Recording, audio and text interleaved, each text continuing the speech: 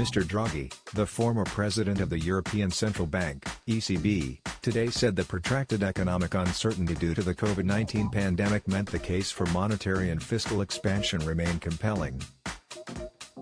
Speaking at an economic forum in Barcelona, Mr. Draghi, who leads a national unity administration in Italy, told an economic forum in Barcelona that the aim should be to bring economic activity back to at least the trajectory it had before the pandemic.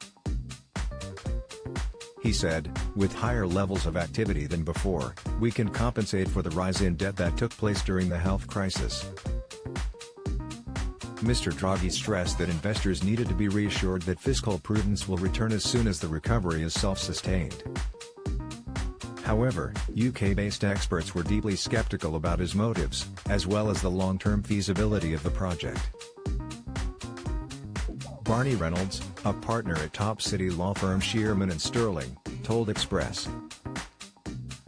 Co.uk, "It looks like he wants the ECB to buy more member state debt, and potentially for the EU to issue more COVID bonds, in order to help the southern EU to start expanding, with a view to it then being able to repay its debts."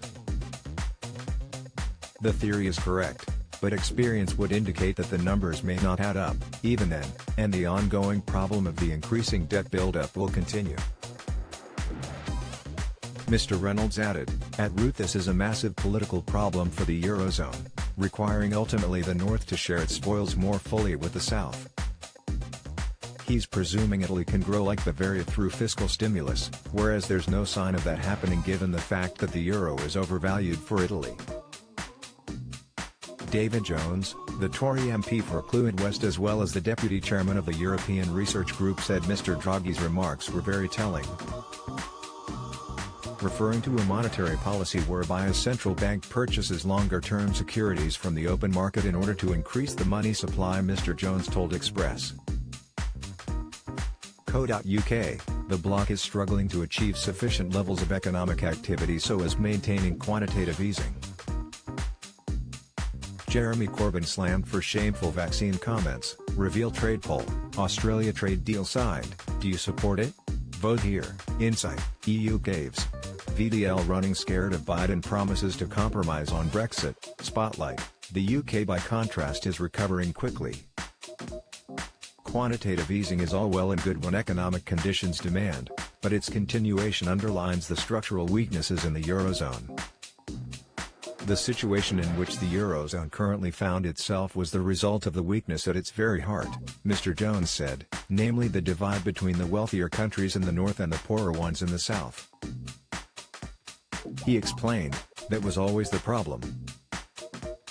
It was one that could be disguised during benevolent economic conditions, but those are long since past. Lee Evans, editor-in-chief of the pro-Brexit think tank Facts4You, added, "The EU spends a lot of time talking about its values, democracy, the rule of law, etc. Isn't it interesting that Mario Draghi wasn't only not an elected politician when he was appointed as Prime Minister of Italy, he has a background as a global banker working for Goldman Sachs and was then appointed as President of the European Central Bank.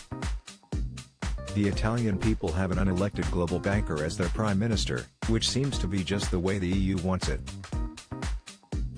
Mr. Draghi's remarks come on the same day the Confederation of British Industries, CBI, predicted UK GDP will grow by 8.2% this year, almost double the Eurozone's figure of 4.2%, and well above Germany's figure, 3.4%.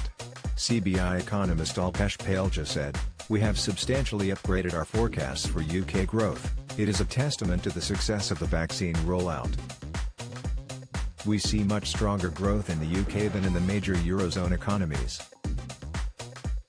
They also do recover over the course of this year and next, but the UK is very much ahead. A lot of it comes down to the improvement in health outcomes,